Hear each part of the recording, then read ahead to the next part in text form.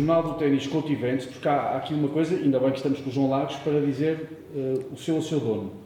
O Jornal do Ténis é do João Lagos, o original. E o Jornal do Ténis Couto Eventos nasce de uma vontade de, não tanto pelo nome, mas uma vontade de mostrar neste caso, perpetuar a vida daqueles que fizeram alguma coisa pelo ténis, mas dizer que o Jornal do Ténis original é do João Lagos e é um dos jornais que eu seguia com mais atenção, porque na altura era o Jornal do Ténis que nos dava as informações sobre o ténis em Portugal, não era, João? Isso foi uma das primeiras coisas que o João...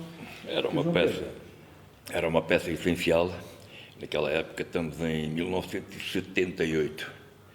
Foi inaugurado o primeiro número, 1 de abril de 1978. Parecia mentira. Portanto, e era para, no fundo, justificar naquele tempo os jornais tradicionais não escreviam uma linha sobre ténis. Era raro haver uma notícia sobre ténis. Eventualmente o Campeonato Nacional Absoluto, uma Taça Davis. Agora, de resto, no dia-a-dia, praticamente não havia notícias sobre ténis em lado nenhum. Televisão, idem aspas. Naquele tempo, inclusive, havia só um canal, era o RTP, e nem sequer o RTP2 existia. Era apenas a RTP1 e, portanto, ténis era algo muito clandestino, que a atividade... Ora bem, eu tendo começado a escola de ténis, tendo começado a minha grande atividade profissional, 74? digamos, do ténis em maio de 74, portanto, foi num momento, um mês depois em que a rapaziada aí se preparava para acabar com o ténis, não é? Desportos elitistas para eles, atrasados mentais, porque de elitismo, enfim, em termos mundiais, o ténis não era um desporto elitista.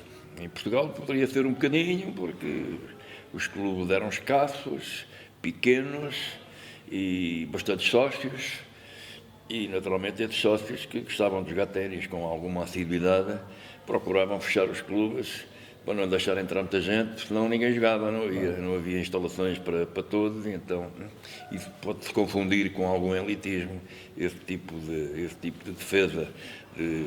Depois somos muitos, anda tudo aqui à bolha e ninguém pode jogar ténis, portanto, e havia necessidade, eu estava começar a treinar uma série de garotos que precisavam de torneios, e ninguém também organizava os torneios, e depois eu ponho-me a organizar os torneios, porque se não há torneios não se justifica treinar. Foi nessa altura mais ou menos que criou o DAC? Não. Mais à frente? É neste caminho que isso aparece mais tarde. E portanto, o Jornal do Ténis surge como uma necessidade, à medida que começaram a organizar os primeiros torneios para motivar e justificar que a miudagem treinar para quê? Para jogar um torneio por ano, algures no verão, era demasiado monótono e ninguém ficaria a jogar ténis, iriam fazer com certeza outras atividades desportivas.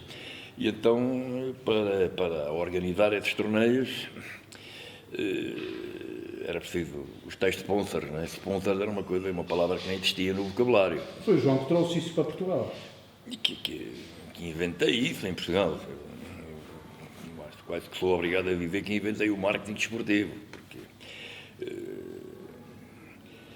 Como é que se lembrou? Criar os torneios, eu percebo, porque jogava ténis, gostava de ténis, mas como é que se lembrou? Agora vou tentar arranjar alguém que financie os torneios. Como é que isso... Acabei de dizer, porque eu treinava já um grupo de garotos, e para justificar os garotos treinarem cargas horárias bastante intensas e tudo isso, só se justificava se houvesse torneios. Porque estar a treinar para quê? Claro. Treinar para haver torneios. E não basta os campeonatos nacionais, ia lá alguns regionais que a Federação, que era uma coisa muito pequenina e muito pobre, digamos assim, em termos de recursos financeiros. E, portanto, os campeonatos eram uma coisa muito rara. Era insuficiente para justificar tanto treino e tanto sacrifício a uma camada de jovens que cuja intenção era subir o nível do ténis português, porque o ténis português, o nível era muito baixo, portanto não se jogava muito bem ténis, jogava-se bastante ténis, mas não havia uma preocupação de treinar para evoluir e para acompanhar aquilo que sabíamos que lá fora se ia desenvolvendo, cada vez os jogadores mais fortes e cada vez o nível do ténis internacional a crescer e o nosso cada vez mais parado. Portanto, nesse esforço desse desenvolvimento e de treinar essa miudagem, é preciso os torneios, é a mesma coisa que a gente andar a estudar e não haver pontos e não haver exames. No fundo, os torneios são os exames, são os pontos, são aquelas avaliações que são feitas à medida que o treino evolui. E naturalmente que para haver torneios era preciso alguém que pagasse minimamente, e não estamos a falar sequer de prize money, estamos a falar ainda de torneios bem amadores, mas mesmo assim organizar aquilo com um certo glamour para criar um bom ambiente, que fosse ao mesmo tempo aliciante e motivador, não só para a criançada, que eu chamo-lhes criançada, e os seus pais, as famílias, naturalmente, que as famílias verem os seus filhos a gastarem tantas horas por dia, tantas horas por semana, nos seus treinos de ténis. Isto tinha que ter uma lógica qualquer, era preciso ter alguma visão à frente, porque caso contrário havia outro estudo, havia outras atividades, por aí fora. Portanto, é tudo isto que vem com os sponsors e há necessidade de lhes dar visibilidade, e essa visibilidade, acabei de falar há pouco, não existia, os jornais que não escreviam uma linha sobre ténis, e portanto era preciso criar toda esta mecânica, uma coisa arrasta as outras, e portanto, já que ninguém escreve, vamos nós escrever, vamos nós fazer um jornal do ténis. Me calcularás, Pedro, eu perceberia tanto dos jornais como lagares de azeite.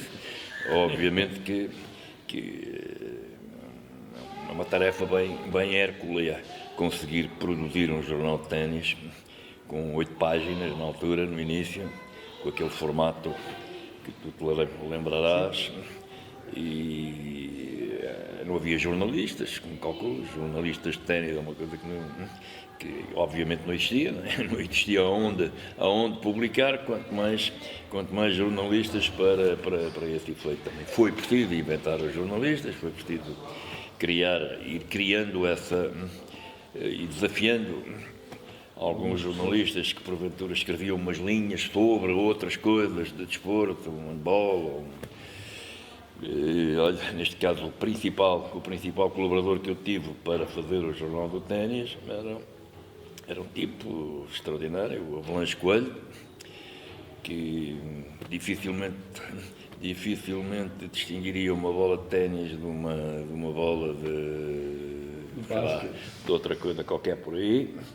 E era um tipo dos automóveis, era um grande jornalista do desporto motorizado, que eu tive a oportunidade de conhecer através dos meus amigos, meus cunhados, o BQP e o PQP, que eram grandes rallymen, grandes atletas do automobilismo, e tive a oportunidade de conhecer o Avalanche, e ele publicava outro tipo de coisas, outro tipo de revistas, desporto motorizado, e não era bem, aí não havia, nesse tempo ainda não havia esses, mas ele muito dedicado às artes gráficas e a essa matéria toda, e é ele que me ajuda como é que vamos fazer e quem é que escreve. E então era eu que praticamente tinha que elaborar toda a matéria, passar-lhe a matéria para ele escrever. Agora imagina, né? Escrever o primeiro jornal do ténis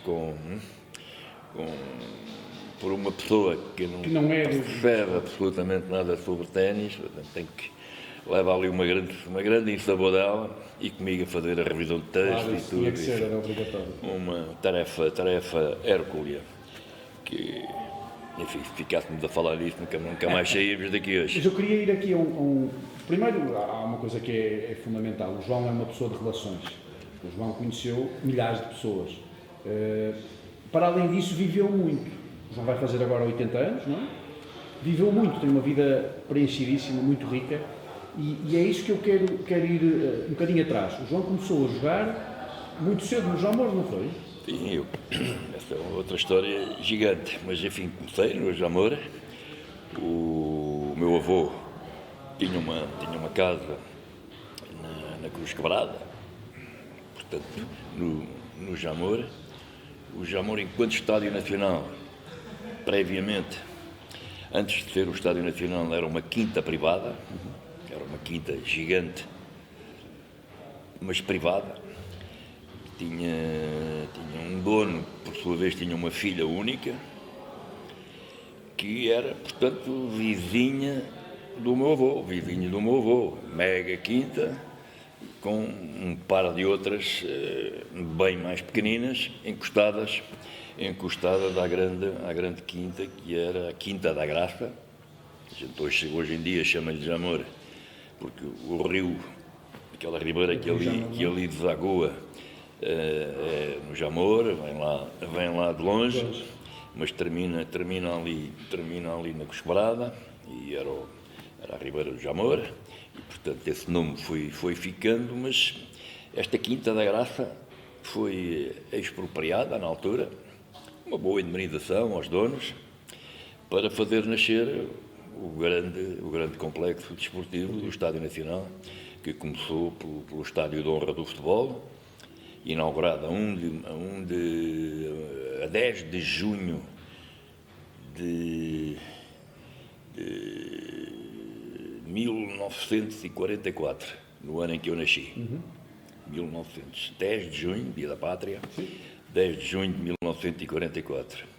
E o ténis é um ano depois, no mesmo 10 de junho, mas em 45 já eu tenho. Um ano? Não tenho ainda, porque eu só fiz a 1 de setembro, e portanto nasci uns meses depois de ter nascido. Mas foi no mesmo ano? O Estádio Nacional. Tinha poucos meses, um par de meses depois.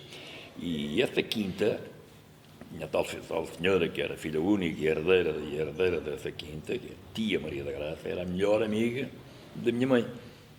Casa do avô, minha mãe, 8 irmãos, ela é a mais nova, e calha ser a melhor amiga da tia Maria da Graça, dona do Jamor inteiro.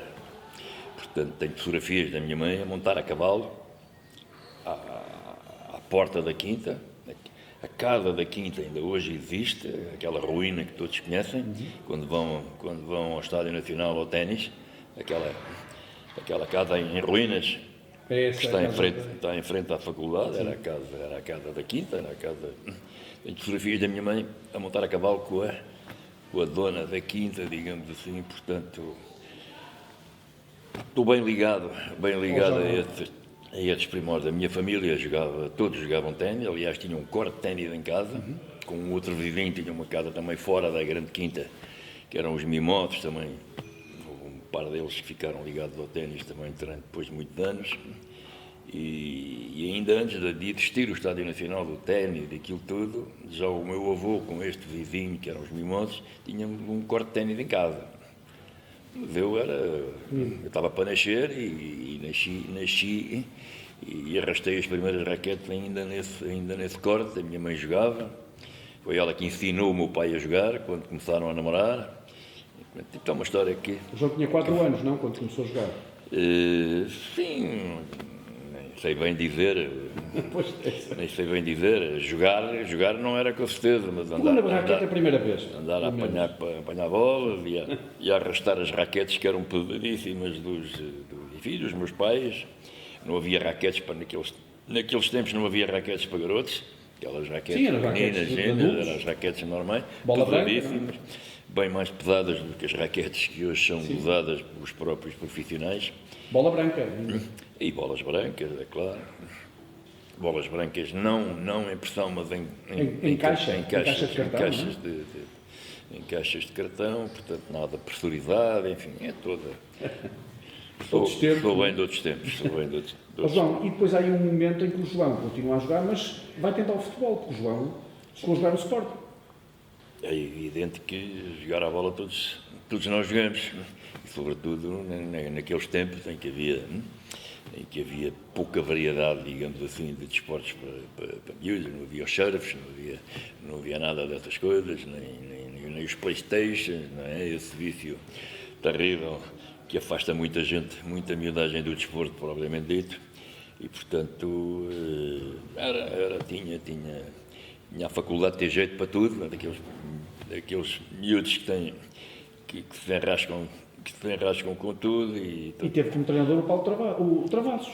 Sim. Não foi o Paulo, foi mesmo o Travassos. E jogava ténis, jogava futebol no colégio, obviamente, e, enfim, além do futebol jogava tudo o resto, desde o vôlei, o basquete, enfim, ping-pong no liceu, pá.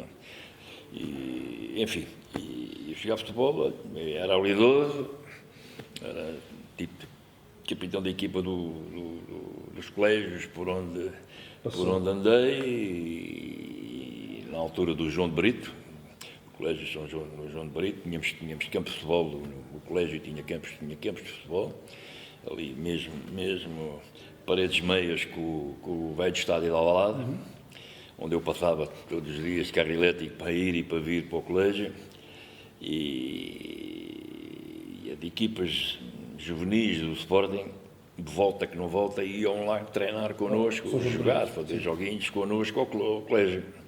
E é numa dessas vezes que os chamados olheiros, não sei como é que se chamaria nesses tempos, enfim, que me convidam a ir fazer uns testes ao Sporting. Foi o Giro Septo Nasal que não deixou ficar? E portanto, nesse percurso, não é, de ir ao Sporting fazer testes e aquilo correr tudo muito bem, é uma história que não vale a pena contar aqui, porque nunca mais saímos daqui, e que deu numa aceitação, digamos assim, mas eu tinha uns problemas nasais, tinha uma espécie de uma sinusite, tinha algumas dificuldades, e o adenoides e aquelas coisas que é normal ter as crianças, mas que o Sporting via em mim, pelos vistos, um futuro craque, e entenderam que eu tinha que corrigir esta parte nasal toda antes de investirem, digamos assim. Já nesse tempo, a formação do Sporting em futebol era uma coisa extraordinária. Preocuparem-se com o miúdo, que, enfim, prepará-lo e perceber que, sem corrigir este tipo de coisas, a parte atlética não se desenvolve, ou não se vai desenvolver como deve ser. E então iniciámos um programa desses, que começou por endireitar o septo. Eu tinha um septo distorcido, e é numa operação dessas que a coisa corre mal. A anestesia não funcionou, eu não me queixei. Aguentou ali a dor? Aguentei-me à bronca, e foi um sofrimento absolutamente. Estava amarrado num lençol, tinha só as mãos de fora e a cabeça, enfim. Achei aquilo um bocado estranho. Tipo, era uma anestesia só local, não era uma anestesia geral. Portanto, foi o que me enganou, e deixei-me amarrar. Para-me amarrar é porque alguma coisa aqui não vai funcionar, e o que é certo é que não era isso que eles esperavam. Foi um falhanço, com certeza, do anestesista. O que é certo é que, armado em valente, não me queixo, e sofri perfeita a loucura. Aquilo é partido à martelada e depois arrancado com umas pinças das cartilagens, e, enfim. É frio. Foi um sofrimento tal que, quando me livrei disto, nunca mais apareceu. Nunca mais vi o resto do processo, não é? Fiquei com o septo endireitado, essa parte ficou, não é? Já ao menos isso. Mas o que é certo é que havia uma sequência de tratamentos a seguir viria à garganta, e depois eventualmente os ouvidos, enfim, era todo um processo que estava delineado. O médico era excepcional, nunca mais me esqueço do nome do senhor, Dr. Aires de Almeida, teve culpa nenhuma neste processo, era provavelmente o melhor médico da época e que não teve culpa, não. O anestesista falhou ali a dosagem e a coisa não funcionou e olha, deu neste Que idade é que resultado. tinha aí, João? Sei, eu devia ter para aí, sei lá, 15, 16 anos, por aí. Continua a jogar ténis na mesma altura, continuava a jogar. Eu fazia tudo ao mesmo tempo, Pois, naquela todos os época esportes. fazia tudo. E à noite ainda ia, ao fim da tarde, ainda ia para o ginásio Clube Português, fazer ginástica olímpica, e trapézio, e 30 por uma linha. Sempre foi um desportista. E à noite ia treinar para o Sporting para ping-pong. Os treinos de ping-pong eram à noite, eram horas à noite, onde eu conheço o pai do António Horta Osório, que era na altura o grande campeão de Portugal e enfim, jogava no Sporting, era campeão pelo Sporting. Malta mais velha, naturalmente, mas com quem eu me dava e treinava o ping-pong, portanto eu queria fazer tudo. Achava que era bom em tudo, acho que até era, mas e então tinha que praticar tudo e mais alguma coisa. E enfim, acabei jogando, enfim, em determinada altura, nos juvenis, treinar algumas vezes com a equipa principal Do Sporting. Onde estavam os 5 livros. Lavávamos Lavadas. pau, que eles não perdoavam, não deixavam cá a gente fazer brincadeira. E é nessa altura que eu tenho o Paulo Travassos, lá estamos nós com o Paulo, Travassos. o nosso Paulo com quem eu treino hoje em dia ténis aqui semanalmente, o grande Travassos, violino, que era um tipo excepcional, com quem tive o maior prazer em ser ali treinado e fazer jogadas, que ele fazia jogadas com os jogadores e a puxar por nós e a pôr a bola no sítio e a ver se a gente desmarcava, era muito interessante. E o ténis? A equipa principal do Sporting era o grande Juca, O Juca, sim. Foi depois selecionador. enfim, andei por ali. Teve pena de não ter sido um jogador de futebol? Não. Foi na altura que eu optei pelo. Na altura tive pena, que eu queria era fazer tudo agora. Claro. Se iria ser jogador de futebol, lá na ideia deles, achavam que sim, que eu tinha todas as condições para ser, enfim, para ser um futuro grande jogador de futebol. Tinham razão ou não sei. Parei por aí, já percebemos porquê, e foi aí que eu optei pelo ténis e pouco depois as condições para se treinar ténis de alta competição em Portugal praticamente era uma coisa inexistente. É aí que aos 18 anos decidi ir para Londres para tentar fazer carreira no ténis e sem nada no bolso. Tive a oportunidade de receber um convite de um grande amigo meu, de um grande amigo, enfim, amigos dos meus pais e que vivia em Londres e que me desafiou que eu devia ir tentar e lá o nível do ténis era muito melhor e tal e coisa. Enfim, à falta de alternativas na época, optei por ir. É evidente que a escolha não é ideal para quem quer jogar ténis, não é?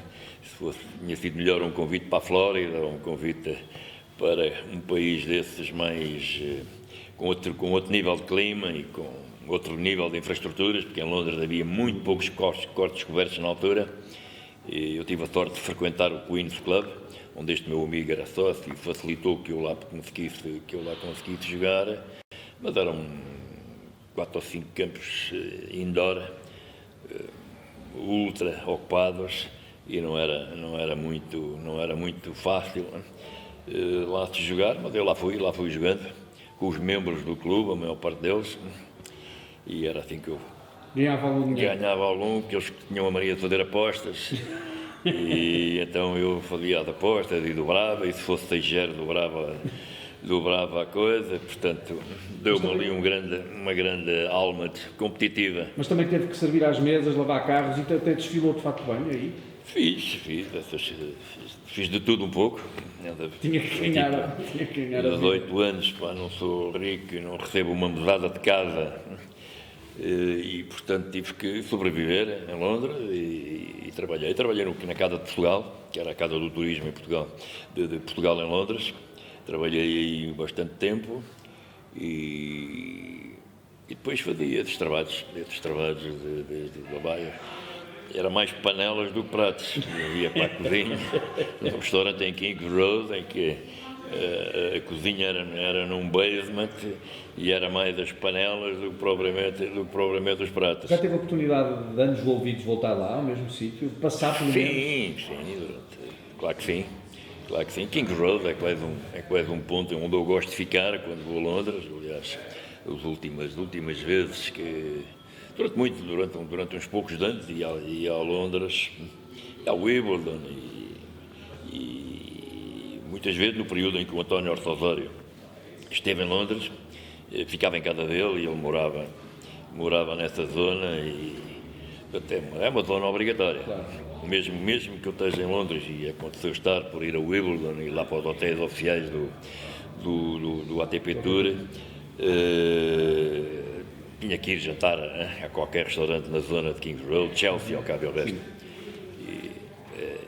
Há pouco, quando o João falava na importância e na criação de raiz do Jornal do Ténis, de arranjar patrocinadores, de ter torneios porque tinha um grupo de atletas que ia apoiar, e eu quis voltar aqui um bocadinho atrás para explicar o percurso do João até no ténis, porque o João foi 11 vezes campeão nacional, 3 vezes singulares e 8 pares. Quer dizer, tenho uma história no ténis como jogador ainda, estou a falar só como jogador. E depois, entretanto, as vivências que foi tendo também lhe foram dando isso, ou seja, quando o João fala organizar torneios com algum glamour, foi tudo coisas que o João foi vendo lá fora também. Claro, quer dizer... Veio trazendo de lá. Da minha carreira desportiva, competitiva, andei bastante lá por fora, mas eram saídas de toque e foge, portanto... Não havia, o ténis não tinha nem por sombras a organização que veio a ter depois, não havia na minha época, não havia circuitos satélites.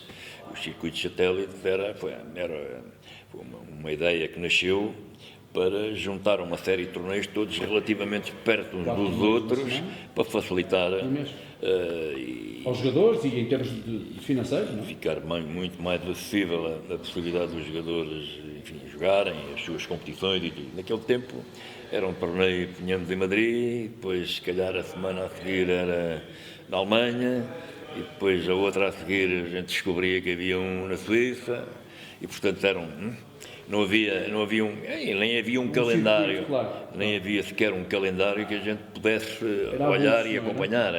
A gente ia descobrindo, não é? Numas revistas internacionais que existiam, o Tennis de France e o World Tennis, esse era mais americano, mas o Tennis de France, a gente ia descobrindo onde é que havia uns torneios e tal, e depois não havia telemóveis, como é que se telefona para um clube desse a saber se há, se não há, enfim, é muito complicado. Era uma grande coisa, mas a gente lá estabelecia às vezes fiz umas viagens de automóvel com o João Roquete. E ele falar nisso nas viagens, porque há uma história que o Manecas contou outro dia, estávamos num grupo, eu, o José Vilela, o Manecas, e ele lembra-se de umas histórias de gasolina, que a gasolina acabar e parar numa fronteira e ter...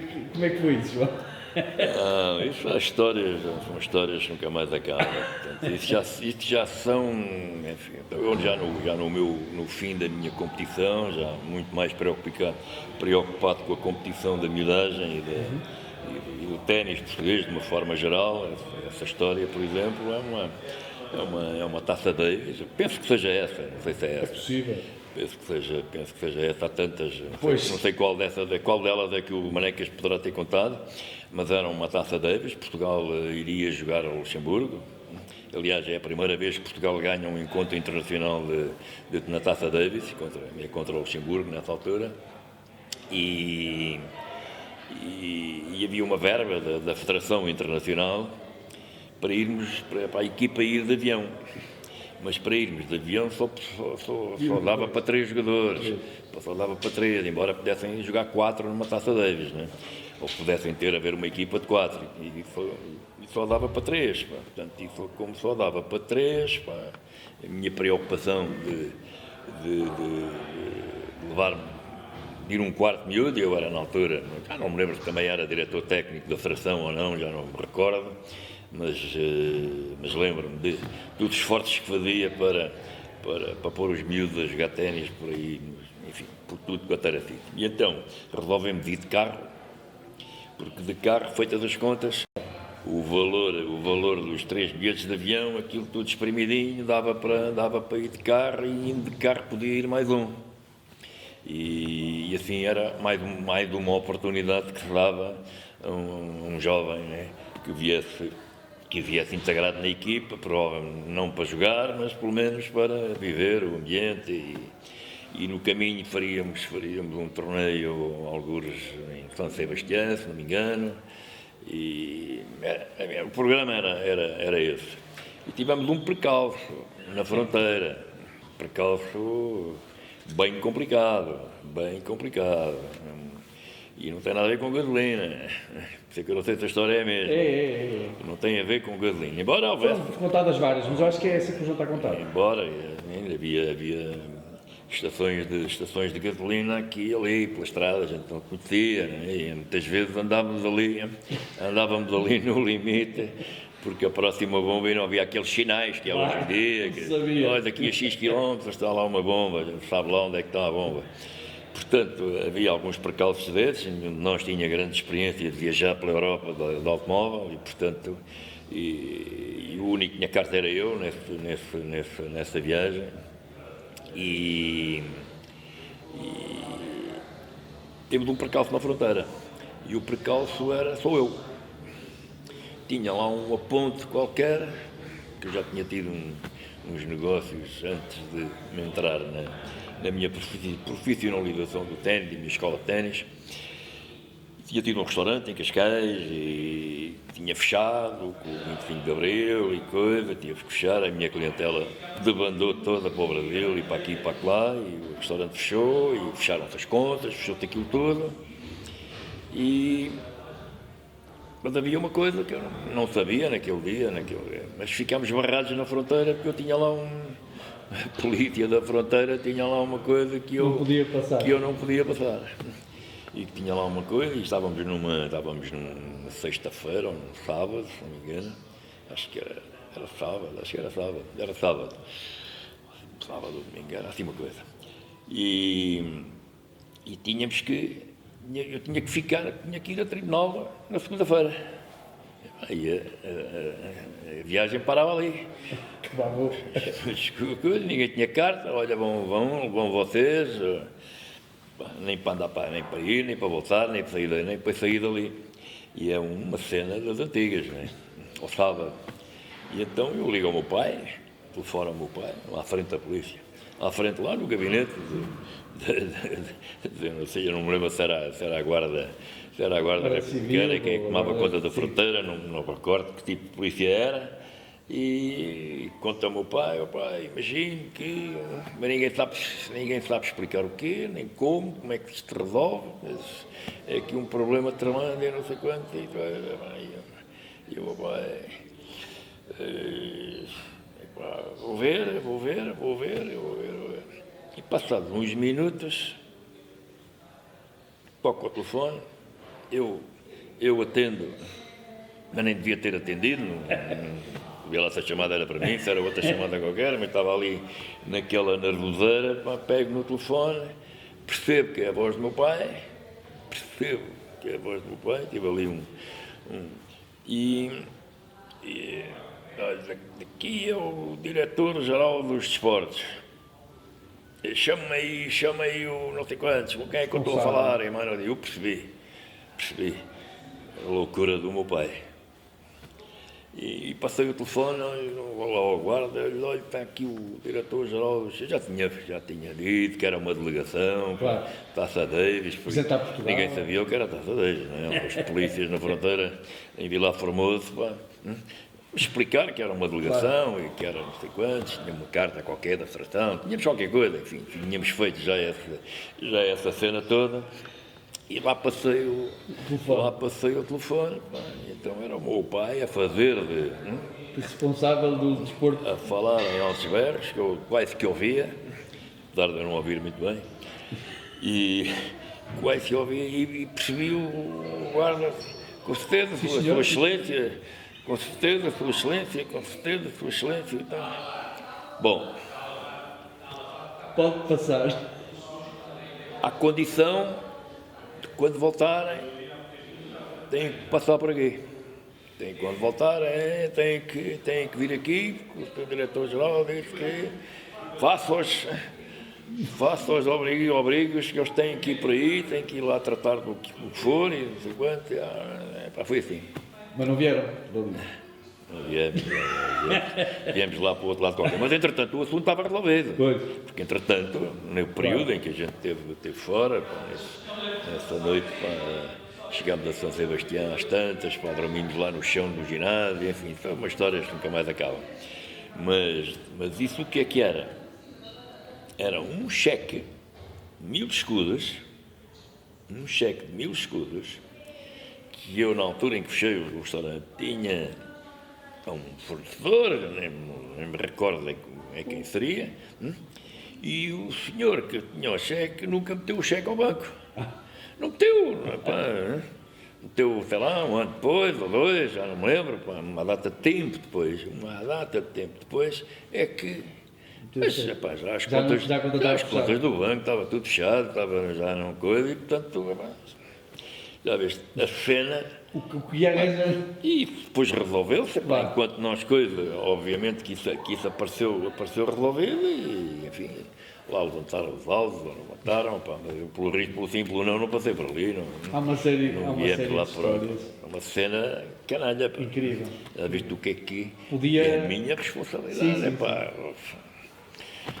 Enfim, todas cenas incríveis. O João no ténis depois deixou a competição, digamos assim, por falta de apoio, anos mais tarde, mas apareceu depois com mais experiência e com vontade de ajudar os outros.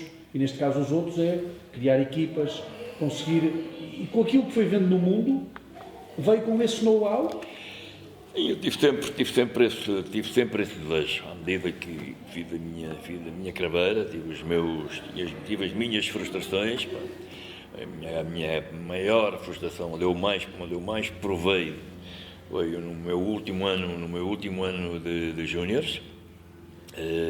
Tínhamos ido a Barcelona, eu e o Olívio Silva, que era o meu grande rival nos júniores, aqui do Estoril, que era um antigo apanha-bolas, que depois virou monitor com o Gueda Toró, que o Gueda que o ensinou, e depois ele ajudava o Gueda. E ainda hoje dá aí umas aulas, o querido Olívio. E tínhamos ido os dois a Barcelona jogar uma espécie de campeonato da Europa, não se chamava campeonato da Europa, mas era considerado o torneio de júniores mais importante na Europa, que se jogava em Barcelona, no clube, no La Salute. Não me esqueço aqui, era preciso subir uma rampa que nunca mais acabava para chegar lá acima. E nós fomos jogar esse torneio, os dois sozinhos, que tínhamos viajado, não havia dirigente nenhum para vir, não havia dinheiro, lá fomos nós, sozinhos, um par de raquetes da Dunlop, que o Appleton Figueira, o nosso querido Appleton Figueira, era representante da Dunlop, nos tinha arranjado, um par de encurdoações, com as cordas nas raquetes, mas não havia cá mais encurdoações, e na altura usava-se tripa, era assim um luxo e tal, era assim uma coisa. Eu lembro-me que partia as raquetes, partia as cordas, umas cenas nunca mais acaba, é uma história, esta entrevista nunca mais acaba, mas jogámos em Barcelona, eu lembro que fiz 2 jogos no mesmo dia e ganhei o campeão suíço, e jogava ao nível, eu sentia-me, que era eu que era o Olívio, que jogávamos ao nível dos melhores. A gente via, a gente joga muito, bora lá ganhar isto e tal.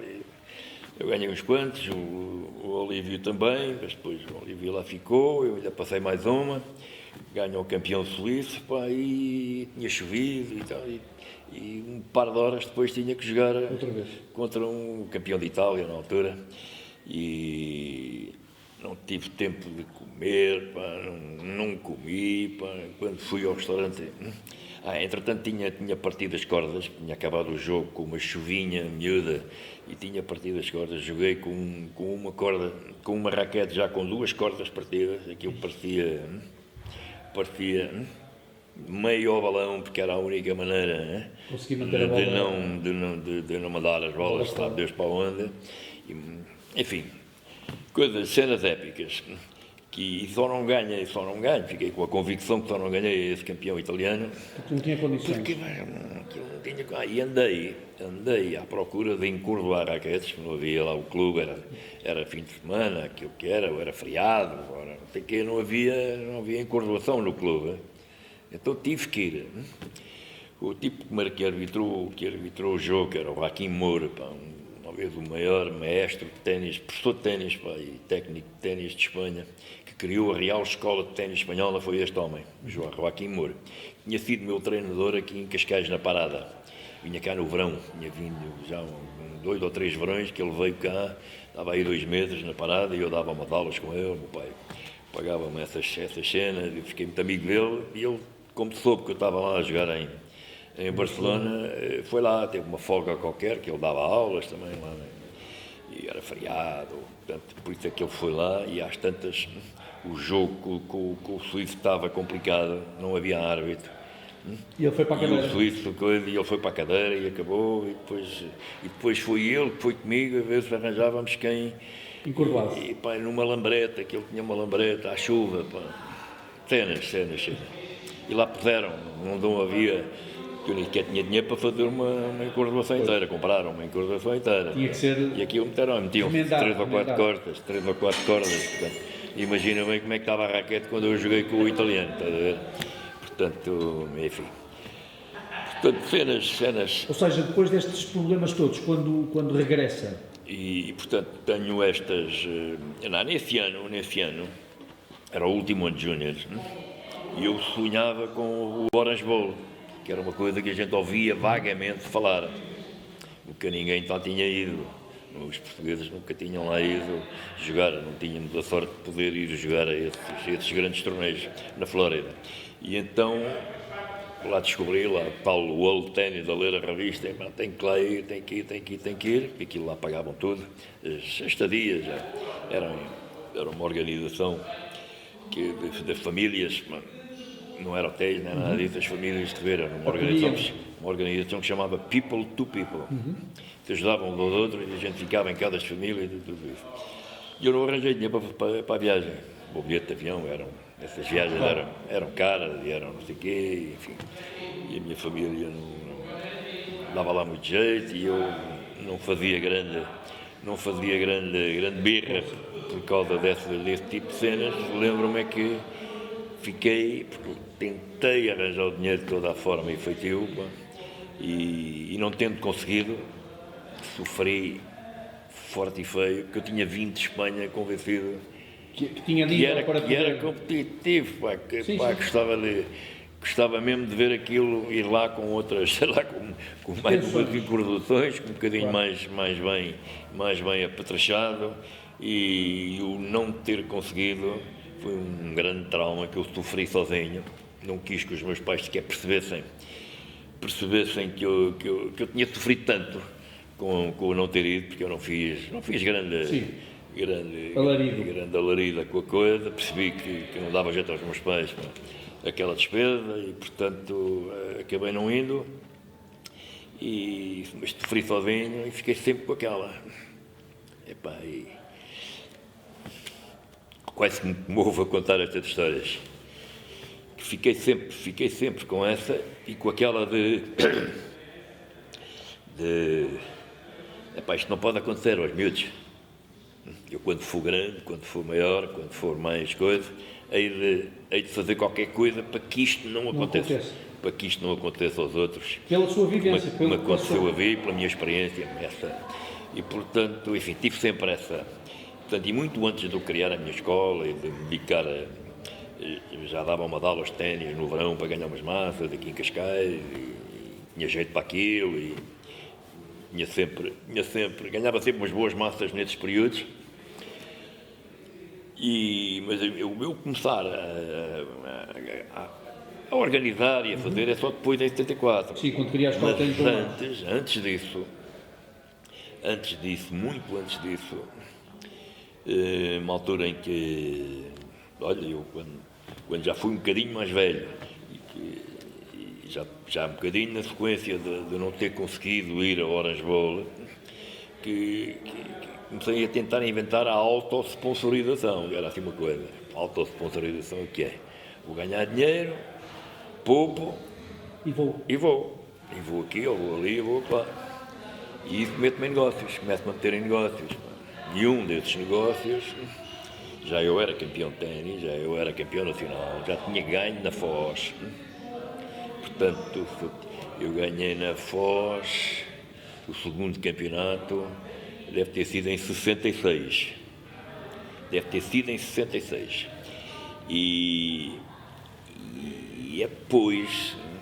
depois disso, eu tinha muitos amigos no Porto. Pá, o Porto é uma terra incrível, né? Pá, recebem-nos e com carinho, pá, e com grandes amigos, ficava em casa de amigos, desde o Nuno Alegre, ao de Adolfo Pinto Leite, aos Raul Leitão, enfim, em casa de uns ou de outros, mais vezes em casa do Nuno Alegre, e também em Miramar, às vezes, em casa dos Pinto Leite, e tinha muita fama, digamos assim, era muito conhecido, tinha uma certa notoriedade ali na Foz, enfim,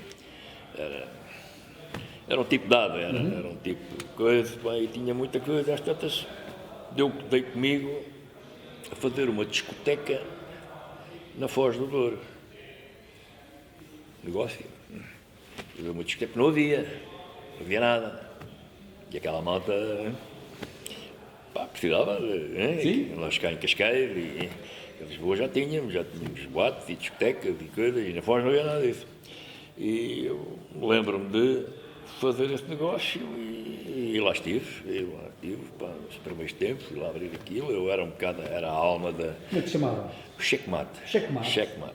Eu digo isto. Sim, por isso é que não sei como é que chama, sim, deve chamar se calhar com outro nome. Eu lembro perfeitamente.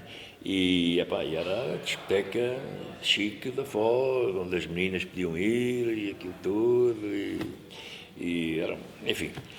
E nesse período, enfim, eu cada vez tomava conta daquilo, fechava a discoteca, nunca me deitava antes das 5 da manhã.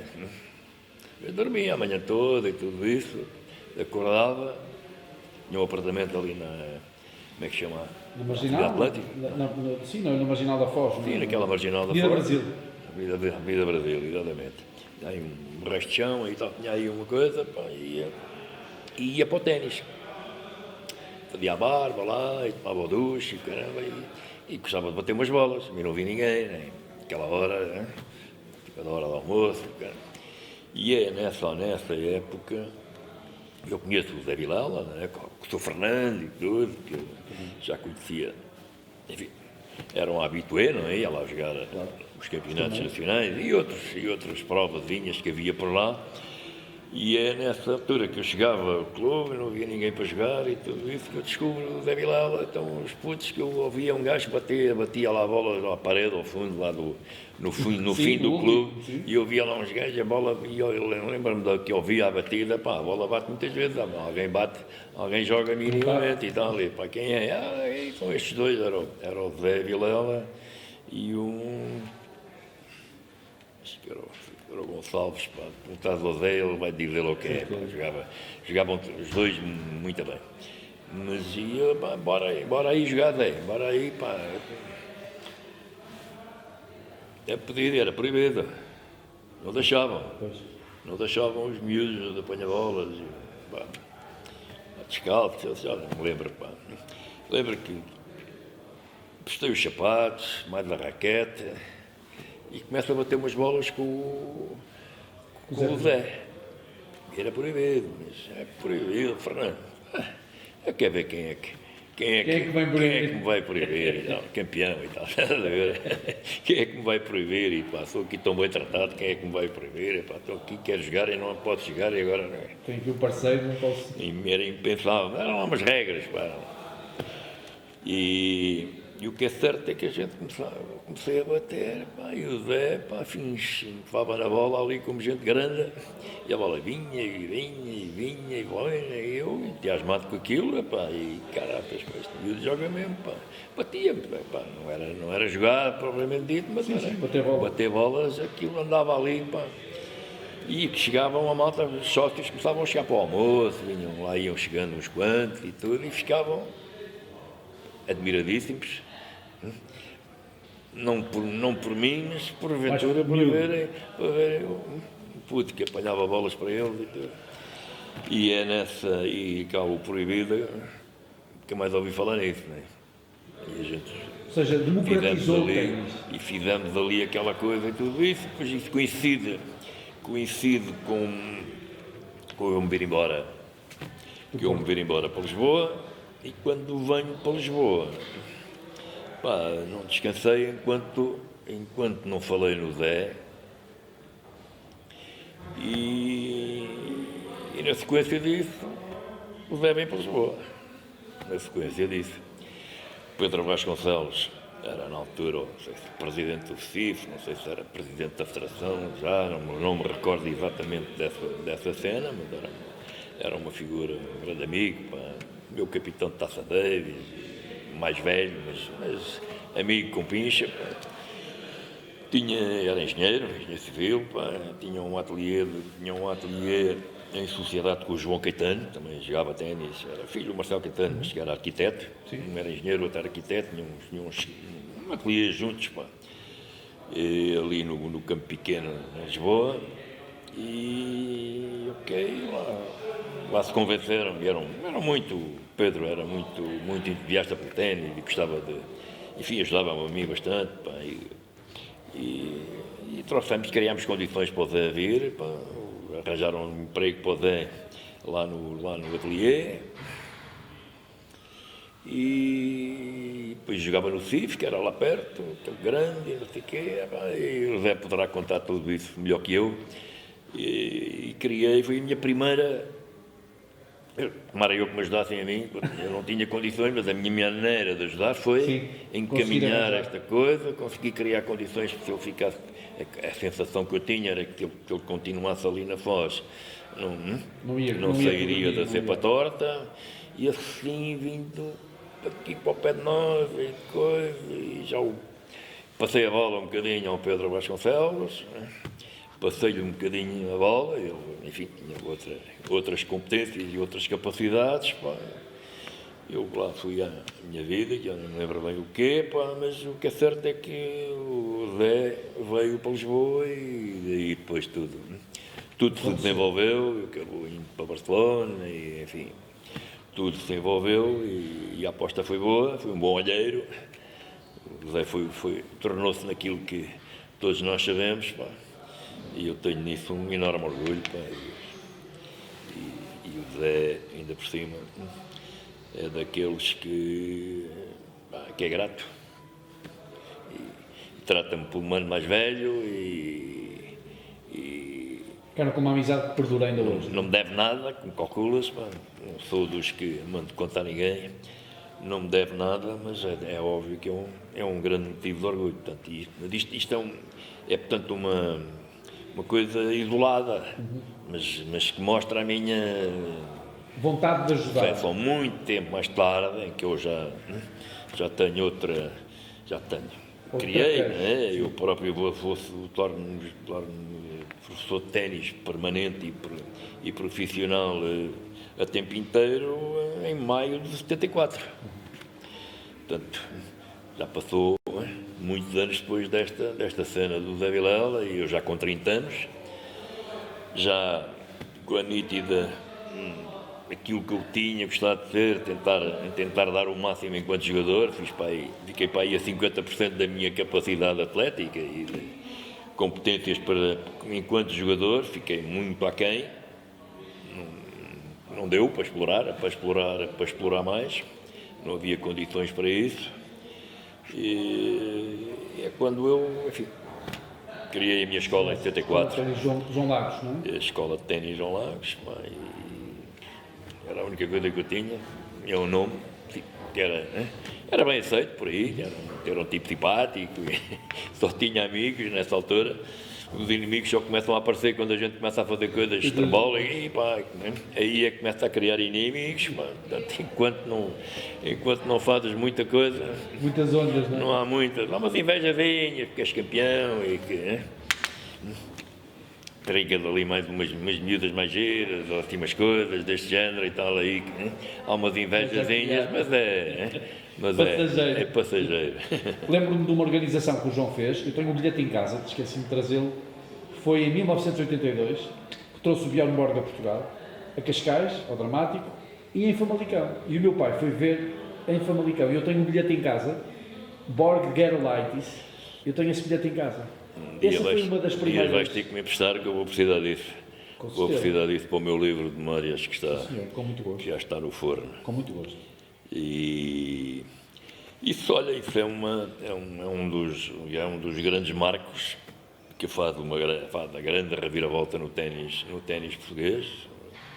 Acontece um tanto ou quanto por acaso, é uma oportunidade que acontece. Pá. Já nós organizávamos nessa altura muitos torneios satélites, os circuitos satélites, pá, e futures, pá, e muitos torneios desses durante muitos anos. Aquilo que agora acontece, agora a Federação, 40 anos depois, faz aquilo que eu nunca se devia ter deixado de fazer. Portanto, esses torneios todos, que era o que criava as tais condições para que valha a pena um garoto em Portugal apostar no ténis e com uma lógica de ser profissional num dia mais tarde, se as coisas correrem bem. E então um dia recebo um telefonema que era um empresário, promotor de coisas, de eventos desportivos, pá, que tinha sido ou era grande amigo e um manager de um jogador que era o Peter Bastiansen.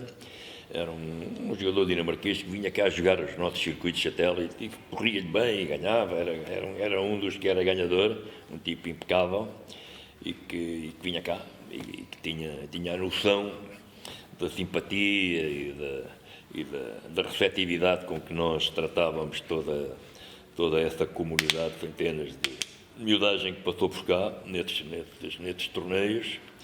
E esse manager, que era o Ole Fredriksson, que mais me esqueço o nome dele, que me telefona e uma chamada, tinha o Borg pelo meio, apanharam uma telefonista minha.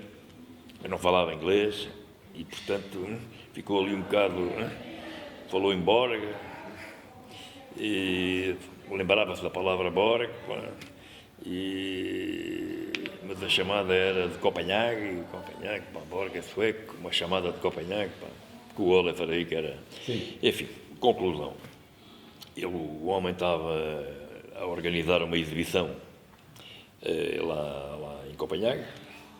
Era uma exibição supostamente para ser em 3 dias, com o Borg, o Gerolite e mais não sei quem, e tinha falhado um sponsor à última hora, e eu só tinha dinheiro para fazer um dia, eu estava comprometido com 3, e tinha lá o contrato com o Borg, enfim, não queria falhar, e portanto estava a precisar de alguém que tomasse conta dos outros 2 dias, portanto, aflito. Isto faltavam 15 dias para a data em que isto tudo tipo, andava aflito, e o Peter Bastiansen, lá deve ter o amigo, enfim, vê-lo aflito, dá-lhe ter dito, talvez há um gajo em Portugal, pá, que é lá um tipo que organiza e faz e trata muito bem de nós e tal, e coisa, essa fama que a miudagem levava daqui, não é? Ou seja, foi isso que abriu a porta. Claro. E quando percebeu que o manager amigo dele estava aflito e não tinha, lembrou-se, talvez aquele gajo que nos trata muito bem, que nos mete lá nos hotéis especiais e que a gente tratava essa miudagem toda como se fossem os melhores do mundo. Não eram ninguém. Alguns Vieram a ser. Vieram a ser, mas a gente tratava-os bem, é português, pá, não é, nem sequer não é nenhuma característica especial mesmo, nós todos, em todo lado, aqui por este país, por isso é que o turismo é tão bem sucedido e é de coisa, que a malta vai daqui encantada com este Ole Fredriksson aflito, telefona-me, fala-me em valores e caramba, como é que eu vou tratar de uma cena dessas, pá, em tão curto espaço de tempo, mas ao mesmo tempo entusiasmadíssimo, se eu consigo desbravar esta oportunidade. Portanto, o Ole, nesse mesmo dia, aterrou em Lisboa, ao fim do dia, queria mesmo vir falar comigo e queria mesmo coisa, sentiu que eu podia, que eu tinha interesse em mexer no assunto, sem compromisso, pá, mas que com certeza com vontade de mexer no assunto, veio-me dar os detalhes todos, etc. Apresentou-se, pá. Dormi uma noite no Hotel Ritz, reunimos ali ao final do dia, 8, 9 da noite, pá, no bar do Ritz, pá. Lá tomei as notas todas, pá, entusiasmadíssimo, como é que eu vou desembrulhar isto, pá, uma pipa de massa, que eu nem me lembro agora quanto era, não me lembro agora de cabeça, pá, em escudo ainda por cima, pá, e em escudos, equivalente em escudos, sim. Mas em dólares, eu falava em dólares, não havia euros, acho eu, não havia euros, nem nada disso, pá, portanto, e eu só me recordo que no dia seguinte de manhã, estava às 9 horas da manhã, à porta de um potencial sponsor, que eu achava que tinha, se calhar, algum arcabouço para aquilo, mas não vou entrar nessa, hein? Porque isso é uma história que nunca mais acaba, acho eu, pá, portanto, mas, enfim, lá consegui ser recebido a essa hora, pá, o tipo ficou entusiasmadíssimo, o tipo estava à frente da macieira, uma grande organização de bebidas espirituosas, pá, e Zé Machado Leite, pá, infelizmente já cá não está entre nós. E ele achou piada, o Borg era uma figura mítica. Apesar de não haver muita televisão com essas cenas, mas toda a gente não havia quem não soubesse quem era o Borg. O Borg era uma figura absolutamente incontornável, pá. E ele achou piada a ideia, perguntou-me, pá, e tens televisão para isso? Eu, televisão? É que eu tenho televisão, pá, foi-me posto esta questão até à noite, ainda não tenho televisão, coisa nenhuma, nunca tinha tido televisão para as coisas que eu tinha feito, para os meus satélites, as minhas coisas todas, nunca tinha havido televisão, pá, sim. Enfim, não justificava, só havia um canal, pá, só não sei quê, portanto era uma coisa completamente... E a essa altura a televisão abria às 6 da tarde. Já nem me recordo, Não era direto, era... E portanto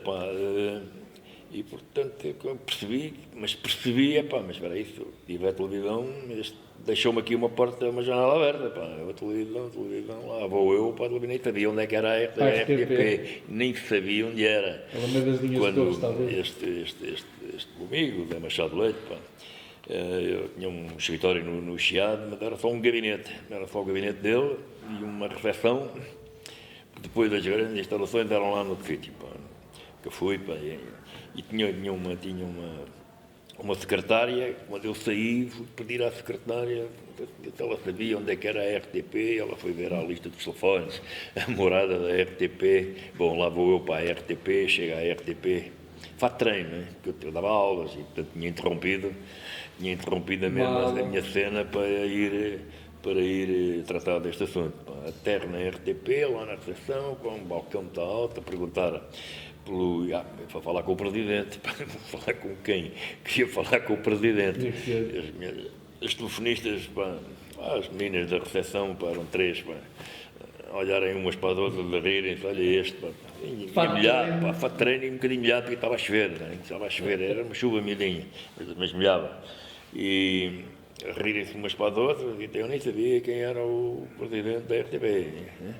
E lá, quando falei, que ia falar com o Presidente, com o doutor, e elas estavam, era o Proença, Daniel Proença de Carvalho, que era uma figura assim, um advogado ligado ao governo também, sim. Era assim uma coisa qualquer, que tinha uma vaga ideia, pá, quem era o senhor e tudo isso.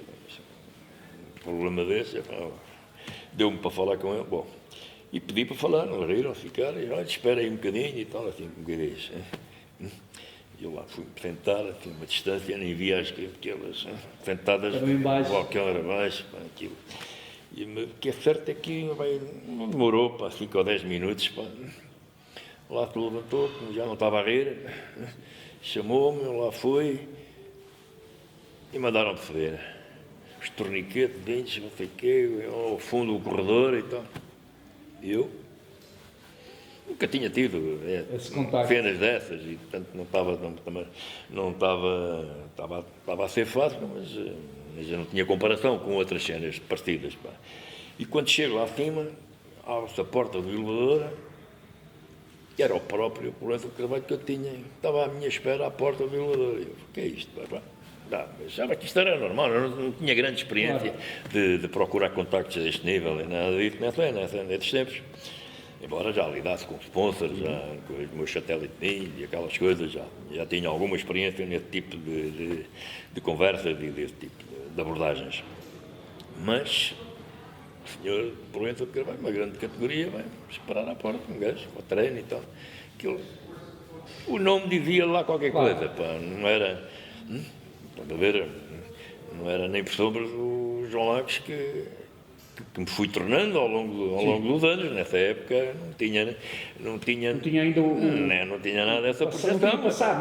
Mas era minimamente, sim, pá, sim. já era, enfim, suficiente para o doutor Daniel Proença de Carvalho, pá, me buscar a grande, pá, fiquei encantado com o senhor, pá, impecável, pá.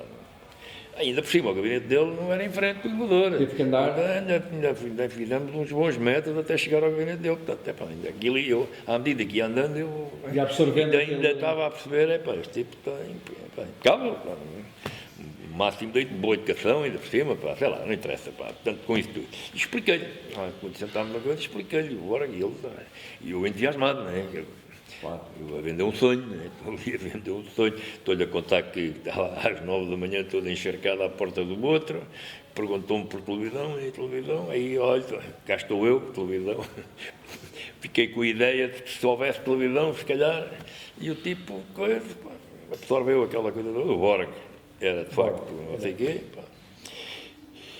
E televisão nunca havia em Portugal, e pá, se for possível ter o Borg e ainda por cima com uma televisão mostrada, é uma coisa assim, um monumento para o desporto, e caramba, eu a vender o sonho, e ele a absorver, a apanhar.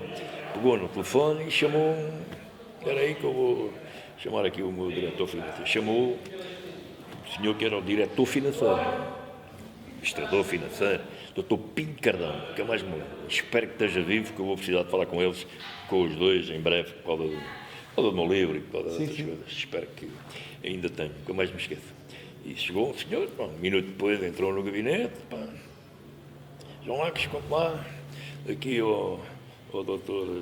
Pinto Cardão e tal, explique lá essa cena do Borg e tal, que é aqui uma coisa interessante, e ele a dizer já, a influenciar o outro. Já estava também entusiasmado. Aqui uma coisa interessante e não sei o quê, e nós transmitiríamos aquilo, passam 2 dias, não sei o quê, eu ainda nem tinha sítio, ainda não sabia onde é que ia fazer. Não tinha a noção onde é que ia fazer aquilo. O João tinha. Tinha que ser indoor. Porque não dava para ser de outra maneira. E não tinha corténis, aquilo era não havia corténis, não havia nada, com público, não havia nada disso. Mas tudo bem, isto era assim aos poucos. E, portanto, e o doutor Pinto Cardão começa-me a sorrir, muito simpático, e quanto é que isso custa, e como é que é, e o sponsor e tal, e virou-se para mim, olha,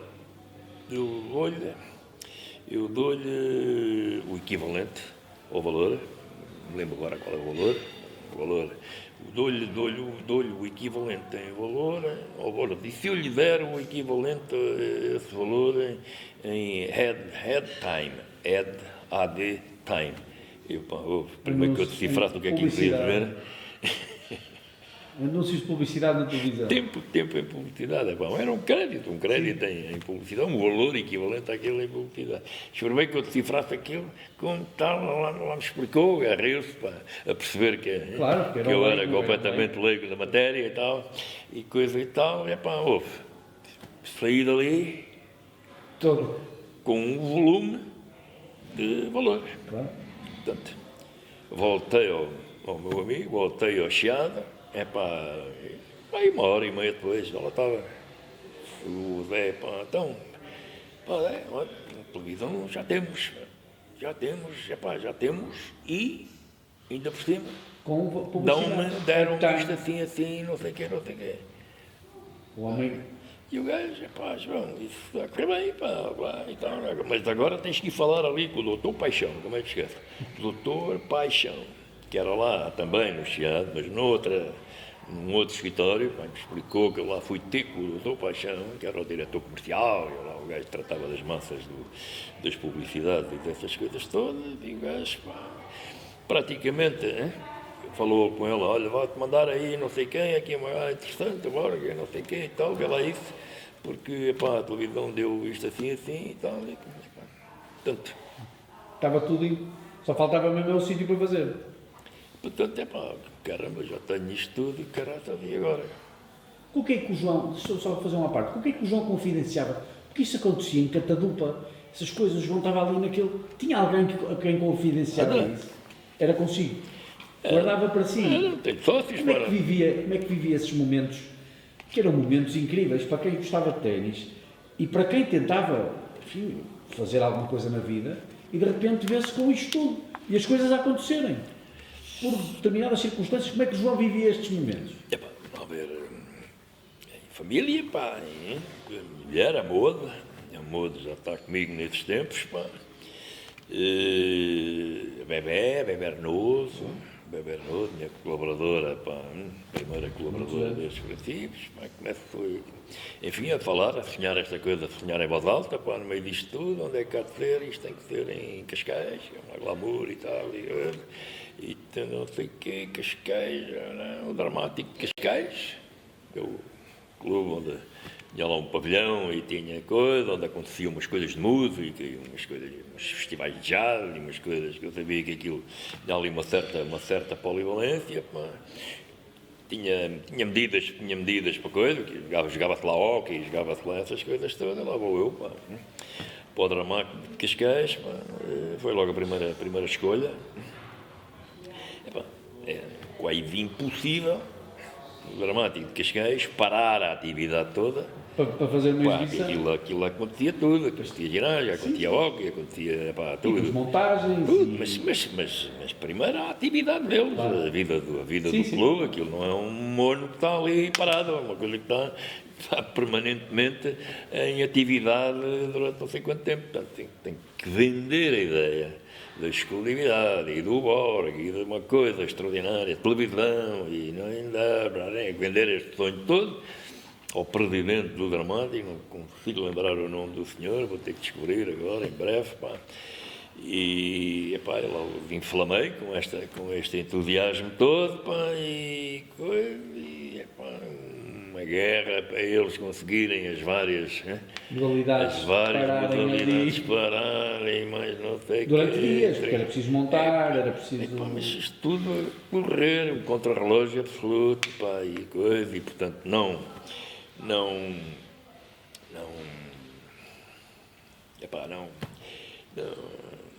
dava para parar. Não dá para parar. Portanto, tem umas coisas em conta dupla, começa a perceber que vai dar. E eu, João, a gente vai conseguir, mas primeiro, depois fica uma guerra, ele é que vai tratar. Claro. Mas eu aceitei, acreditei. Ele diz, não dá a garantia absoluta, mas eu tenho que fazer, tenho que partir do princípio que ele vai conseguir. Portanto, senão não tem tempo. E depois aquilo não dava para jogar, ainda por cima. O Bora queria jogar numa coisa devagarinho, uma coisa lenta. Não queria taco.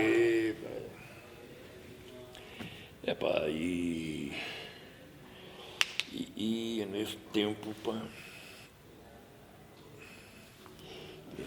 tempo, que eu descubro fazer alcatifa. Pois. Quem me faz a alcatifa, essa alcatifa para o Borga, quem me faz é o malta do Porto, o Fernando Costa. Tinha uma fábrica de alcatifa, estás a ver o Fernando Costa? Sim. E um irmão. O Zé Costa foi presidente do Ténis do Porto também. Foram os dois? Costa, Sim, sim. que jogava ténis, e que alguém me falou que, epá, eu à procura, quando é calcatifas e tal, tal e coisa. E eu, Fernando Costa, entusiasmo com a ideia, e caraças, ok, a gente trata, a gente faz, a gente acontece, tira um alcatifa, para ténis.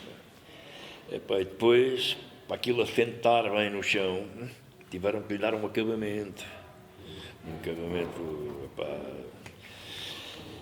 Coisa, parecia um bocado alcatrão, um acabamento, para aquilo ter peso e assentar bem. Se não levantava no meio do jogo. Para aquilo assentar, mas já foi mas isto tudo contra o relógio, foi toda a ver. Fabricar esta coisa toda, não sei o que mais. Depois os rolos chegam, e cada rolo daqueles pesava toneladas, com aquele acabamento. Como é que é para entrar? Que eles Como é que se ia deram, fazer? aquilo pesava toneladas, enfim, uma cena que nunca mais acaba. Cenas, o que é certo é que fizemos acontecer, foi um mega sucesso, O povo televisivo português, que não tinha outro canal de televisão, lavaram com ténis, duas noites seguidas, foi a data de horas. Nos dois? Teve em Cascais e teve em Famalicão?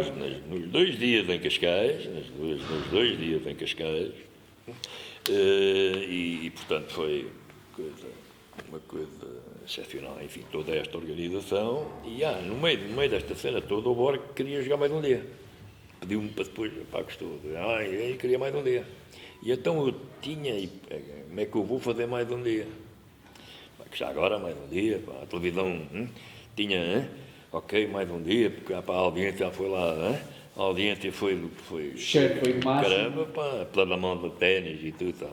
O mundo descobriu o ténis, neste país que descobriu o ténis nessa altura, e esta coisa de mais um dia, e eu, tenho que ir ao norte. Porque eu tinha sempre a mania que, mesmo quando ajudava os putos e andava aqui com as minhas escolinhas de ténis e a treinar os meus miúdos, eu queria que os do Porto também, quando eu introduzi o top spin, e queria uma coisa a jogar com o top spin à direita e à esquerda, depois os putos do Porto também queriam, e percebia-se que aquilo era a escola do Lago, e queriam fazer, e vinham estagiar comigo para Lisboa, o Marta, o Astério Marta, o Pedro e o Zé Manel, e os estágios eram em minha casa, enfim, era toda uma preocupação de espalhar este entusiasmo e esta coisa, não só fazer aqui em casa, aqui só para... Queria expandir, então já vim fazer no Porto, onde é que eu... As antas não dava nada, não dava tudo ocupado, nem pensar, até que descubro, não me recordo como, alguém me falou que em Famalicão havia um pavilhão no Vinho em Folha. No Vinho em Folha ainda não estava em atividade, ia ficar lá, não sei, um clube qualquer de Famalicão, mas tinha acabado de ser feito, portanto não tinha atividade para parar a coisa nenhuma. Ou seja, estava ainda novo, iam estar a preparar para uma data qualquer, mas naquela altura estava completamente coisa, lá vou eu, no meio disso, já com as montagens aqui a decorrer e o caramba, não sei o quê, ver como é que eu vou a Porto, como é que coisa, ver a Famalicão. Bom, o hotel Dom Pedro no Vermar, o diretor que lá estava, meu amigo aqui de Cascais, o Zé Costa Duarte, falei-lhe na ideia, coisa aí, tem que ir aí ver isso, e como é que eu vou e volto, e a autoestrada, que aqui é tão mal. Era muito tempo. Como, não sei o quê. Bom, desta conversa com o Zé Costa Duarte, dou comigo a pedir emprestado o avião ao dono do hotel, ao Stefano Faviotti, está vivo.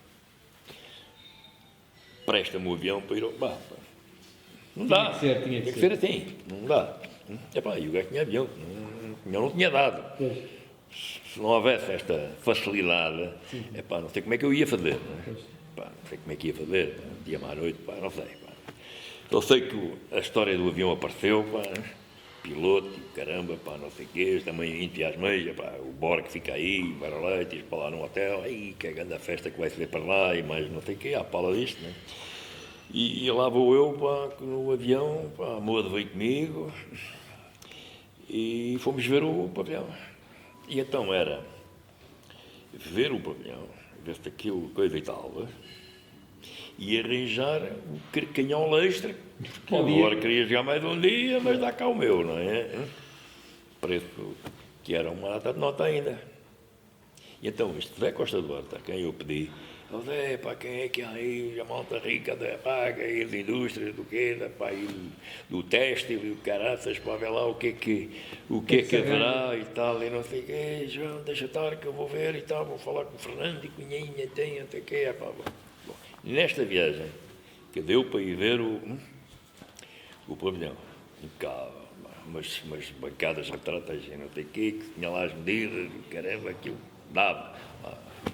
Os interlocutores do pavilhão, ok, bem, vamos ver e tal, e depois a gente ia seguir a correr para a reunião com os 3 empresários lá no hotel, que o Zé Costa Duarte tratou de os desafiar para uma reunião comigo, pá, lá, gajos importantes, pá, olha, eu era o Fernando Gonçalves, filho do Manuel Gonçalves, pá, que era o tipo que estava mais à frente daquilo, pá, não sei, na altura, pá, e os outros dois, um era da Quispo, o outro era, não sei, pá, não me lembro dos senhores, talvez o Zé se lembre, pá, mora aqui em Casqueira, de vez em quando estou com ele, tenho que lhe perguntar, agora, né, coisa do livro, e uma reunião com os 3 e tal, e tal, e tal, como é que vai ser? Pá, os gajos entusiasmados, Famalicão, televisão, e diabo a sério, eu a vender, bom, extraordinário e tal, mas quanto é que não é, de lá, quanto é que é, os gajos todos olham uns para os outros, o piloto, ter à porta a avisar que tínhamos que ir embora porque ia ficar à noite e depois não dava para ver, que o avião não andava de noite, que ele tinha que ser lá dentro das horas, pá, não acho que havia alguns nervos do caramba para a gente se despachar e eles olharem uns para os outros, pá, é bom, e eu, pá, sonhar é fácil, pá, até que não sei o que mais, até que o Fernando Gonçalves me perguntou, mesmo no limite, esteve à espera do outro, se calhar, não como ninguém coisa, pá. E eu, enfim, ali quase a acabar com a reunião, tinha que ir embora, o piloto, pá, cheio de nervos, pá, tínhamos que ir embora, pá, e vira-se para mim, quantos lugares é que tem lá o pavilhão, por acaso sabia, tinha acabado de sair de lá, lembrava-me que eram 2000, era? 2000 lugares, pá, não me lembro, 2000 ou 1000, pá, agora não me lembro. Tenho que tentar descobrir isso. E ele, ok, eu compro a bilheteira, fico com os bilhetes todos, e tu tens o dinheiro, e não sei o quê, não sei como é, eu, pá, que com os bilhetes todos e tal, pá. Como é que vai ser? Pá, curioso, pá. Já vou lá me resolver, né? Sim. Eu não tinha bilhete ainda, né? O bilhete ainda era pedir fazê-los, né? Alguém os tinha ainda que imprimir e fazer. Né? Pá, toda essa cena toda. Imagina bem o que faltava ainda de logística no meio disto tudo, pá. Que é certo é que ele assumiu essa coisa, pá, e a história é giríssima, pá. Então, e como é que não há tempo para vender, tá? E ele explicou-me que tinha não sei quantos milhares de clientes, a quem ele vendia fio, era tudo malta ali da zona, e isto é uma coisa importante para a terra, e é importante não sei o quê, portanto eles vão ter que não sei o quê. E eu vou faturar, vou-lhes faturar a eles, 2 bilhetinhos a cada um, e aquilo é treino limpo, farinha amparo, como a gente costumava dizer. E assim foi. História gira no meio disto tudo. Enfim, aconteceu, obviamente a logística, trazer aqueles tapês, pela estrada, não sei o quê, pá, enfim, uma cena que nunca mais acaba, pá, mas que acabou um espetáculo, não é? Uma cena aqui relacionada com os bilhetes. Eu tive que faturar a estes 1000 bilhetes, a cada um deles. A cada um faturar. Não há cá não há cá informática como hoje em dia, que isso Era é tudo tudo carregar o manual. poder, tudo manual. Vamos. Pá, dias e noites a fazer faturas para as moradas e o caramba que entretanto Incrível. nos deram, pá, logística de uma cena. Isto é o a seguir. Ó João, depois disto tudo, depois, por exemplo, deste exemplo, é por isto que depois, quando começa o Estoril Open, e o João teve 25 anos nesse seu filho, depois de passar por isto tudo, qualquer coisa que viesse já tinha um background muito grande. É evidente, está aqui dá uma bagagem, pá, de experiências acumuladas. Porque Pá. foi muita coisa, em Desde- todas as áreas. Desde falar com quem mandava, desde ter a ideia, saber qual era o objetivo, quem é que vinha jogar, desde arranjar hotéis, desde arranjar viagens, de ter as alcatifas, de não ter ainda o pavilhão, de arranjar o espaço, ou seja, todas as áreas foram tratadas e o João começou aí a fazer aquilo que... Fomos crescendo, pá, fomos nos apetrechando, fomos com pessoas fantásticas que foram trabalhando comigo e foram aderindo a estas causas, pá, que passavam a ser as deles, pá, e que maravilhosos colaboradores, pá, ao longo dos tempos. Pá. Dizem hoje que eu pagava bem, na altura não tenho tanta essa noção, mas enfim, foram cenas épicas. Há milhões de histórias relacionadas, pá, com esta. Só esta, imagina bem o que é que não foi. Só que, com isto, demos a conhecer o ténis ao país, que era uma das minhas enormes preocupações, arranjar sustentabilidade para o ténis poder crescer e se poder desenvolver. Era preciso criar esta sustentabilidade. Primeiro, começa pela notoriedade, era preciso toda a gente soubesse que o ténis existe e que o ténis é isto tudo, é esta riqueza toda que existe à sua roda. Não é? O ténis é um dos grandes esportes mundiais, enfim, espalhados pelos 4 cantinhos do mundo e mais ainda. Portanto, é uma modalidade incrível, pá, uma riqueza enorme, pá, enfim, o próprio scoring do ténis, não é só o jogo do ténis, aqui é um jogo de cabeça também, aquilo é um xadrez jogado atlético, é um xadrez atlético e, portanto, tem umas particularidades, pá, que lhe dão a importância que ele tem e era preciso dar a conhecer a Portugal e à população do país, pá, conhecer, porque quanto mais notoriedade houvesse, mais facilidade era depois encontrar os patrocínios e pôr estas máquinas todas a fazer tudo isto acontecer e criar mercado, no fundo. Criar o mercado que hoje existe e que, só para falar agora do ponto final, agora temos as apostas, não é? As apostas desportivas e no caso do ténis, com um enormíssimo sucesso. E porquê? Porque o ténis ganhou notoriedade. A notoriedade que, enfim,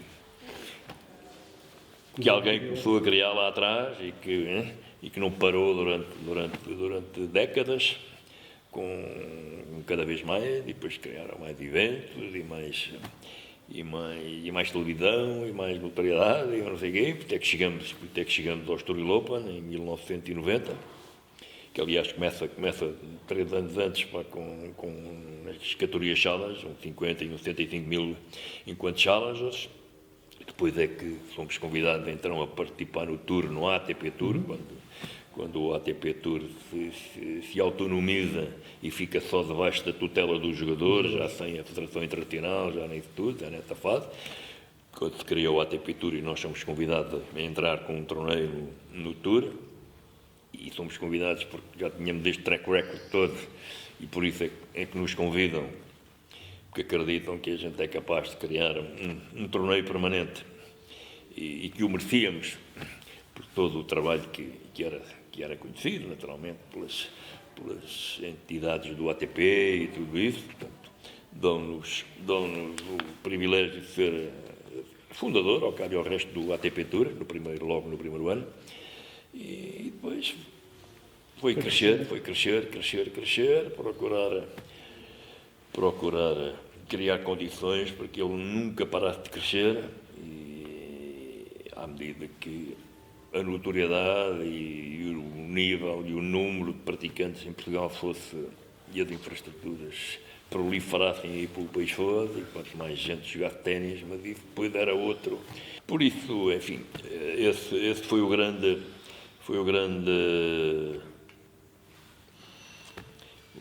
input que eu trouxe ao ténis, foi criar-lhe esta notoriedade, tornar o ténis uma das modalidades mais importantes e que eu penso que tem todas as condições para isso. Isso não é muito mais importante ainda em Portugal, ainda porque, infelizmente, a federação foi sempre uma federação pobre, sem grandes recursos e sem poder, paralelamente, ir fazendo o seu trabalho, não é? Que é infraestruturar o ténis pelo país fora e fazer crescer, criar condições para que a procura tenha condições. Há procura e não há produto. Nós criamos a procura. Foi essa a minha grande preocupação, criar a procura. E a procura deu trabalho a muita gente, e grande parte dos meus alunos, dos meus atletas, ficaram na modalidade, seguindo o meu exemplo. Antes de mim ninguém o tinha feito. Um ex-jogador, campeãozinho em cada terra, que tenha ficado a ensinar profissionalmente, de manhã à noite, os David Cohen, o Vaz Pinto. O Vaz Pinto era um professor de ginástica, Manto César, e fez um bocadinho de papel.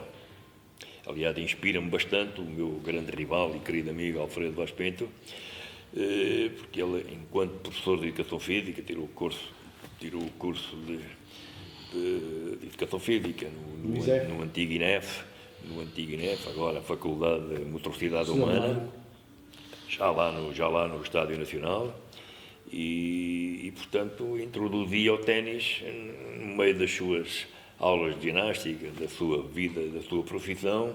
Portanto, ele já ficava sempre, mas como tinha o ténis como sua especialidade, foi talvez o primeiro exemplo de um campeão que fica ligado à modalidade e ao ensino da modalidade e tudo isso. E eu sou, na mesma, quase ao mesmo tempo, apesar de ser um bocadinho mais novo que ele, 5 anos, e que fico na modalidade e a servir de exemplo, porque os pais deixem os meninos jogar ténis, porque se não ganharem muito dinheiro enquanto profissionais de ténis jogadores, podem seguir carreiras no ténis, enquanto professores de ténis e treinadores, etc. E hoje é vê-los por aí, é vê-los, os Manecas todos, e os Vilela, todos foram sendo os futuros campeões, e muitos ficaram no ténis e não foram para medicina, nem para engenharia, nem para isto, nem para aquilo, nem para arquitetos. Muitos foram, obviamente, mas o importante é mostrar que muitos ficaram. E eu tenho, enfim, algum orgulho em ter demonstrado que era possível ficar, que havia uma saída profissional para quem se dedicasse muito nos seus anos de paixão pela modalidade, e que isso não ia comprometer uma vida profissional. Olha, não fui arquiteto, nem médico, andei a perder tempo com o ténis, perdeu tempo.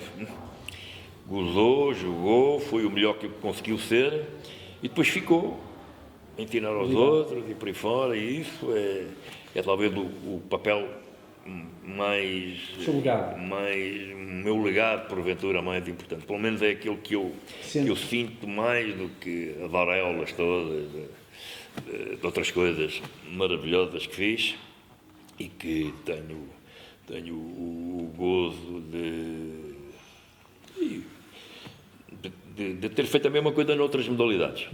Isto é um país, somos uma pequena terrinha, conhecemos-nos todos, e o meu sucesso, à medida que ia acontecendo no ténis, os meus amigos do golfe, daqui, dali, daquela, vinham pedir ajuda, e ajuda aí, tu é que tu és, e eu sempre estive disponível para ajudar e para fazer e para acontecer, metendo-me em grandes calaradas, muitas vezes, mas indo ajudar e contribuir, ajudando amigos que tinham a mesma paixão pelas suas modalidades como eu tinha pelo ténis, e eu sentia que podia acrescentar lá valor e risco.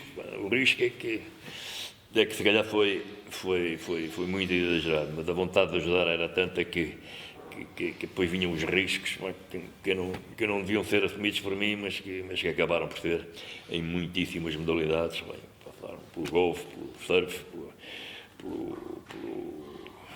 até pelo futebol e muitas outras modalidades que a gente tivemos, os automóveis, os Dakar, a vela, os voos, os Ocean Races, enfim, grandes eventos que projetaram este país e que deram televisão internacional para o mundo inteiro.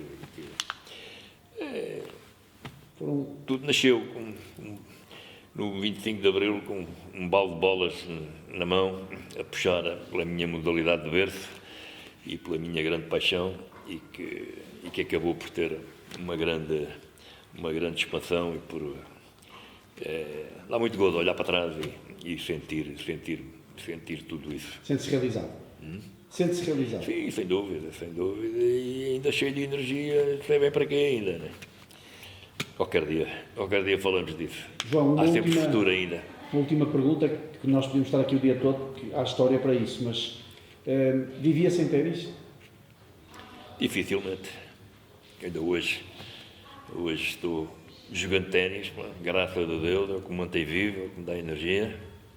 Uma grande tragédia este último ano, com a perda de um filho, e não fosse o ténis,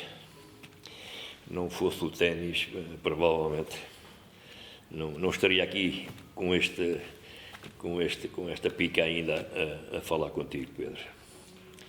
João, muito obrigado.